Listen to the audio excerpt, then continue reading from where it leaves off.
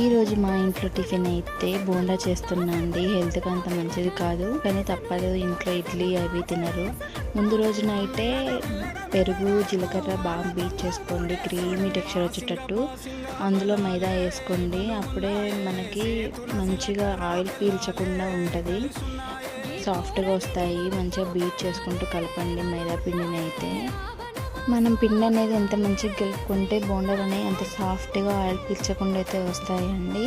Morning అయితే ఉల్లిగడ్డలు పచ్చిమిర్చి కరివేపాకు తురుముకొని కొంచెం సోడా ఉప్పు వేసుకొని అప్పటికప్పుడు వేసుకోండి, చాలా బాగుంటాయి. ఎమ్మటే పొంగుతాయి. ఆయిల్ మాత్రం హీట్ ఉండేటట్టు చూసుకోండి, లోపలైతే సాఫ్ట్గా ఉంటాయి, ఆయిల్ అయితే అస్సలు పీల్చదు.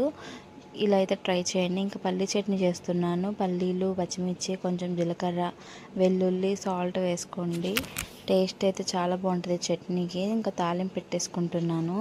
మా వీడియోస్ మీకు నచ్చినట్టయితే కొంచెం కామెంట్ చేయండి, ప్లీజ్ సపోర్ట్ చేయండి గాయస్. బాయ్.